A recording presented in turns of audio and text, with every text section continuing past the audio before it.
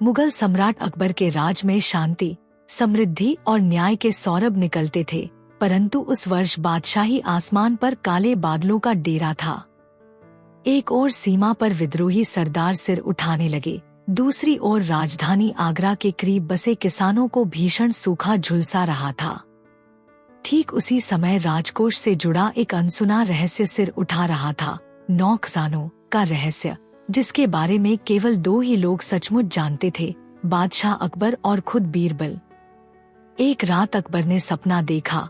उन्होंने खुद को सिंदूर रंगी धरती पर खड़े पाया, जहां उनके पैरों तले से एक जलधारा फूट रही थी। जलधारा सुनहरी रोशनी में बदल गई और उससे 9 छोटे छोटे दीप निकले जो हवा में तैरकर दूर आकाश में खो गए। अचानक घोर अंधेरा छा गया और एक वृद्ध साधु प्रकट होकर बोले, राजा, जब तक ये 9 दीप फिर एक स्थान पर न मिलेंगे, सल्तनत को सच्चा उजाला नहीं मिलेगा। सुबह दरबार लगा तो अकबर ने बीरबल को बुलाकर सारा सपना बयान किया। बीरबल ने ध्यान से सुना, आंखें बंद की, फिर मुस्कुराकर कहा, जहांपना, ये दिव्य संकेत हो सकता है। 9 दीप शायद 9 दुर्लभ खजानों का प्रतीक हों, जिनसे रियासत का भला होगा। अकबर ने पूछा, पर ये खजाने हैं कहाँ? बीरबल ने नजरें उठाईं। खजाने बाहर नहीं, राजमहल के भीतर ही कहीं छिपे हैं, मगर उन्हें जोड़ने के लिए पहले सच्चे धर्म का दीप जलाना होगा। और यह दीप तभी जलेगा जब प्रजा का दुख मिटेगा। अकबर ने चुनौती को स्वीकार किया। आदेश हुआ, बीरबल, तुम इसकी अगुवाई करो। मैं 9 रत्नों की खोज के लिए समूचे हिंदुस्तान में संदेश भिजवाऊंगा, पर सबसे पहले हमें सूखे से लड़ना है। अगर खेत बंजर रहे तो दिया खुद ब खुद बुझ जाएगा। बीते 40 दिनों से यमुना का पानी घट रहा था। खेतों की मिट्टी पपड़ी सी हो गई थी। बीरबल ने निरीक्षण किया तो पाया कि नदी से जाने वाला एक पुराना नहरमार्ग रेत से भर चुका है। उन्होंने तुरंत 3 उपाय सुझाए। एक, नहर की खुदाई का नया तंत्र, 3 तरफा खुदाई, ताकि पानी बहाव रोक न तोड़े।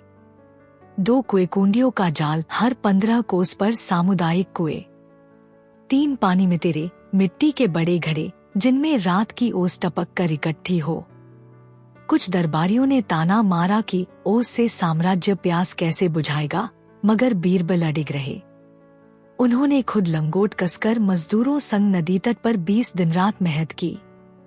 21वें दिन नहर में पहली धार आई तो बीरबल ने घड़े की उस बूंदों में नहर का जल मिलाकर बादशाह को दिखाया। उनमें ऐसी चमक थी कि अकबर दंग रह गए। बूढ़े संत ने जिसे जल की मदिरा कहा था, वह पहली चाबी साबित हुई। नहर के ताजे पानी और ओस के मिश्रण से खेत हरे होने लगे। सूखे से उबरते ही सीमा प्रदेश मालवा से खबर आई कि विद्रोही सरदार राजकोष लूट रहे हैं। अकबर ने फौज भेजनी चाहिए, पर बीरबल बोले, जहांपना, भूख से लड़ते लोगों को तलवार नहीं रोटी चाहिए। बीरबल ने योजना बनाई, एक चलखाद्य मेला। उन्होंने आपूर्ति दल में ही चक्की, भट्टी और हाट स्थापित किए जो फौज के आगे चलते। जहां से भी फौज गुजरती, वहां बाजार सजता, सस्ता अनाज बंटता। लोगों ने देखा कि मुगल सेना विनाश नहीं, राहत ला रही है। विद्रोहियों ने हथियार डाल दिए। खुश किसानों ने बीरबल को तोहफे में एक दुर्लभ काले पत्थर का टुकड़ा दिया। रात को उस पत्थर को जमीन पर रखा गया तो वह धीरे धीरे धड़धड़ कर धड़कने लगा, मानो हृदय की नब्ज हो। बीरबल समझ गए, धरती की धड़कन दूसरी चाबी है। यह पत्थर धरती में नमी का संकेत देता था। जहां उसे गाड़ दिया जाए, वहीं झरना फूटे। इस खोज से सिंचाई तंत्र 2 गुना फलदार हुआ।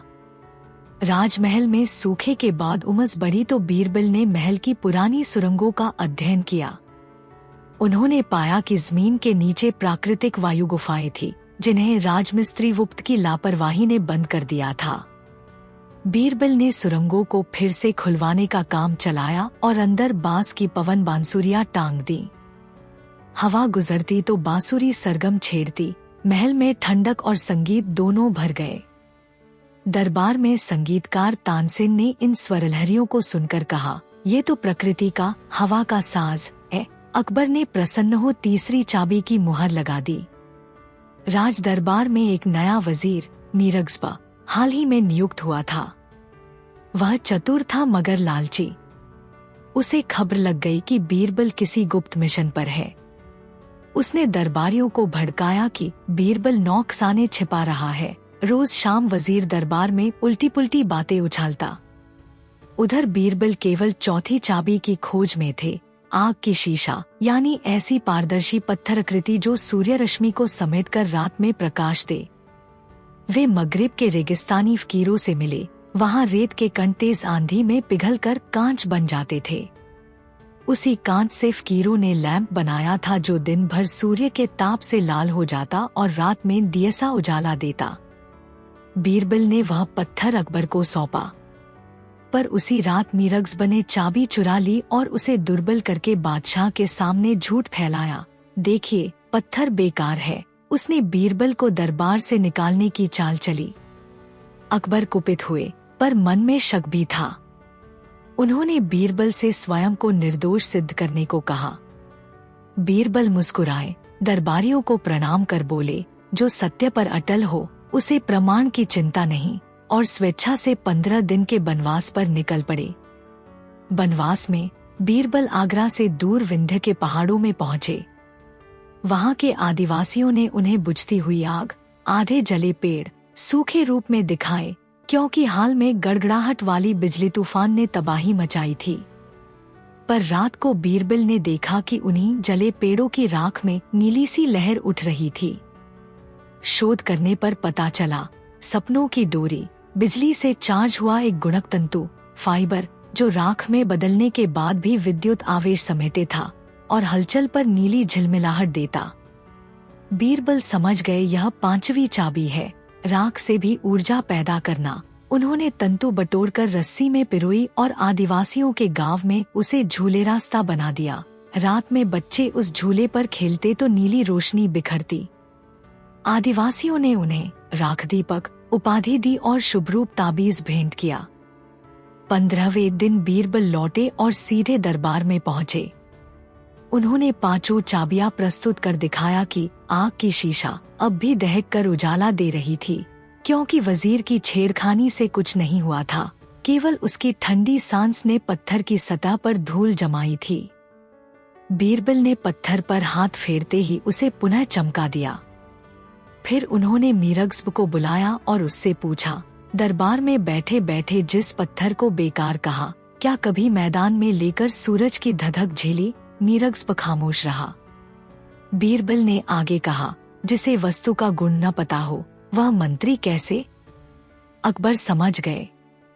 मीरगज़ को पद से हटाया गया। बीरबल को राजमंत्री का पूर्ण दायित्व मिला।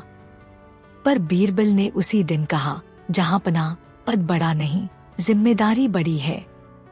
अकबर को लगा कि प्रजा की अशिक्षा भी जड़ंधेरा है। उन्होंने 10,000 पुस्तकों का विशाल पुस्तकालय बनाने का फरमान जारी किया, पर उस समय कागज की कमी थी। बीरबल ने सुझाव दिया, ज्ञान महाभोज।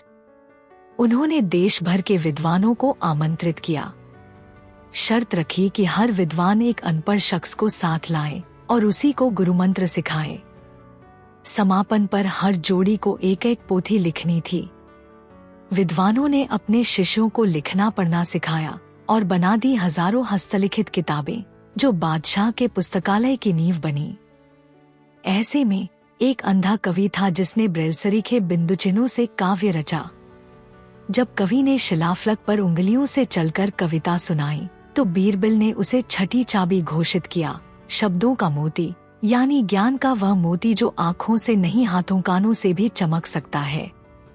राजकुमारी जोधाबाई की इच्छा थी कि महल की दीवारें लोकचित्रों से सजें, पर आम रंग बारिश में उड़ जाते थे। बीरबल ने कुमायूं के पहाड़ों से एक दुर्लभ झाड़ी का रस मंगवाया जो पानी लगते ही परत सा जमता और रंग अनूठा देता। चित्रकारों ने उस रस को रंग में मिलाकर दीवारों पर चित्र रचे। बारिश आई तो रंग और निखर उठा। बीरबल ने इसे रंगों का सूरमा कहा। 7वीं चाबी। अब तक 7 दीप रोशन हो चुके थे, पर 2 दीप बाकी थे। परंतु राजमहल में एक नया संकट सिर उठा।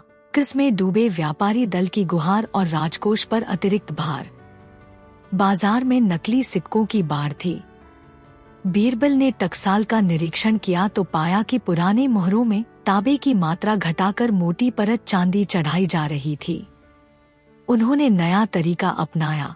हर ताजी ढली मुहर को लालचंद नामक सुवर्णकार की सुझाई हुई जलसांस परीक्षाशाला से गुजारना पड़ा। सिक्कों को हल्के गर्म पानी से भरे शीशे पात्र में छोड़ा जाता। असली सिक्के देर तक सन्न रहकर सतह पर चढ़ते, नकली जल्दी नीचे धंस जाते। बाजार में भरोसा लौटा। लोगों ने इसे सिक्कों की सांस कहा। 8वीं चाबी। अब केवल एक दीप शेष था। तभी खबर आई कि दक्षिण में गोलकुंडा के निजाम ने युद्ध की धमकी दी है, क्योंकि मुगल राजदूत ने उनकी बेटी के विवाह समारोह के लिए भेजे तोहफे लौटा दिए थे। राजदूत ने अकबर दुश्मनी पर जहर घोला था। अकबर को खून खौल गया। बीरबल ने सलाह दी, सरहद से पहले दिल जीतो। वे स्वयं दूत बनकर गोलकुंडा पहुंचे। वहां उन्होंने देखा, निजाम की बेटी राजकुमारी गुलबानो शास्त्रीय गायन की शौकीन है, पर दरबार परंपरा उसे गाने नहीं देती। बीरबल ने दरबार में तानसेन को बुला भेजा। तानसेन ने एक राग छेड़ा। गुलबानो ने पर्दे के पीछे से संगत कर दी। दरबारियों ने पहली बार उसकी आवाज सुनी और मंत्रमुग्ध हो गए। निजाम पिघल पड़ा। तनातनी की दीवार गिर गई। समाधान स्वरूप अकबर की तरफ से उपहार में एक रागदीप, हवा का साजकांच से बना अनोखा वाद्य भेजा गया, जो बीरबल की चाबियों का सार था। निजाम ने बदले में 2 चीजें दी, संधिपत्र और कुरान का एक दुर्लभ पन्ना जिस पर इंक से जड़ी सुगंधित राल थी। जब राल पर सांस फूंकी जाती तो अक्षर सुनहरी हो उठते। यह था दिलों का राग। 9वीं चाबी। अकबर दरबार में 9 चाबियां एक साथ रखी गईं। 1 जल की मतीरा, 2 धरती की धड़कन, 3 हवा का साज, 4 आग की शीशा, 5 सपनों की डोरी, 6 शब्दों का मोती, 7 रंगों का सूरमा, 8 सिक्कों की सांस, 9 दिलों का राग। बादशाह ने बीरबल से पूछा, इनसे सच्चे धर्म का दीप कैसे जलेगा? बीरबल ने मुस्कुराकर कहा, सच्चा धर्म किसी मजहब का नाम नहीं, प्रजाबला है। उन्होंने पहले चाबीगड़ा से एक बूंद जल निकाली, धड़कन पत्थर पर टपकाई, वहां से ओस में बूंद छलकी, उसे आग शीशे में फूंककर रोशनी पैदा हुई। सपनों की डोरी में वह रोशनी नीले फूल सी लहरा उठी। शब्द मोती पर गिरते ही कवि की पंक्ति चमक उठी। रंग सूरमा ने उस पंक्ति को इंद्रधनुषी किया। सिक्कों की सांस ने उस पर ही नकलीपन को परखा और आखिर दिलों का राग वाले पन्ने पर जा बैठी, जहां सांस लेते ही अक्षर स्वर्णिम हो गए। दरबार के बीच रखते ही उससे तेज प्रकाश फैला और महल के बाहर चौक में खड़े हजारों लोग उल्लास से नाच उठे। उसी पल नदी के पार सूखी धरती पर बारिश की बूंदें गिरने लगीं, मानो प्रकृति भी इस दीप के आगे नतमस्तक हो। उपसंहार। अकबर ने गर्वभरी नजर से बीरबल को देखा। तुमने साबित कर दिया कि बुद्धि, करुणा और संकल्प मिले तो राजपाट से बड़ा धर्म जगा सकते हैं। बीरबल ने झुककर कहा, जहांपना, मैं बस आपकी प्रजा का सेवक हूँ और यही खिदमत सबसे ऊंचा ताज है। उस दिन से 9 खजानों की कथा जनवरी से जनवरी में गूंजी। बच्चे गाँव-गाँव खेलते हुए बोलते, जल धरती वाग, सपने शब्द रंग सुन, सिक्के दिल का राग मिले, दीप जले हर कुन। और तब से मुगल सल्तनत में जब भी संकट आया, लोग कहते, पहले चाबियां भीतर खोजो, बाहर का ताला अपने आप खुल जाएगा। यही थी वह दीर्घ महंगा था, सुंदर, उदात्त और आशा से भरी, जहां अकबर बीरबल ने साबित किया कि सच्चे धर्म का दीप 9 भिन्न भिन्न नहरश्मियों से जलता है और हर रोशनी का रंग वही है जो मानवता की सेवा में चमके।